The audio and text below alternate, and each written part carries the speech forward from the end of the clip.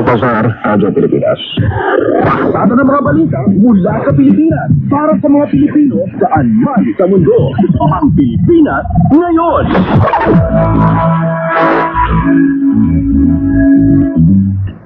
Sa iba pang mga ulat, local government at ang mga local government unit na magpatupad ng water conservation measures. Ang kabuulat ihahatid naman sa atin ni Mary Ann Bastasa. Nanawagan ng Department of Interior and Local Government sa mga lokal na pamahalaan, partikular sa Metro Manila, na magpatupad ng water conservation measures upang maiwasan ang supply interruptions. Ginawa ni DLG Secretary Benhur Abalos ang panawagan sa gitna ng patuloy na pagbaba ng level ng tubig sa Angat Dam na inaasahang aabot sa minimum operating level bago matapos ang buwan ng Mayo. Nag-issue ng kalihim ng memorandum circular para sa dugulan ng monitoring ng local chief executives kasama ang mga barangay ng mga metro ng tubig at gayon din ng mga posibleng pagas. Nakatawag dito na dapat issue ng LGU sa lahat ng tanggapan ng gobyerno ay may hiwalay na water meter na mabilis silang ma-monitor ang konsumo ng tubig.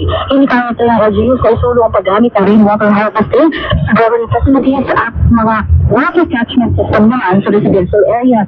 Kasama pa sa direktiba ng kalihim ang paglalatag ng information, education at communication campaign sa water conservation measures. Manawagan din ng kalihim sa publiko na makiisa sa pagtitipid at maging responsable sa pagkonsumo ng tubig. Gate ng kalihim, mahalaga ang pagkilos sa bawat isa para maiwasan ang katapusan sa tubig. Personal ang Bastasa para sa Radyo Pilipinas. Detalyadong balitaan, di papahuli sa makakalagang kaganapan. Kamustahin ang ilang bayan. Ang Pilipinas ngayon.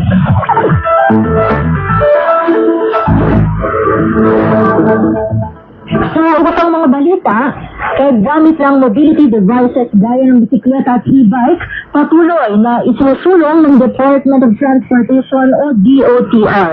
Ang detalye ng balita ihahatid sa atin ni Dayan Lear. Tuloy-tuloy ang kampanya ng Department of Transportation o DOTR para sa paggamit ng personal mobility devices tulad ng mga bisikleta, e-bike, e-scooter at iba pang non-motorized vehicle bilang bahagi ng advokasya para sa sustainable na transportasyon. Ayon kay Transportation Assistant Secretary Lionel De Velos,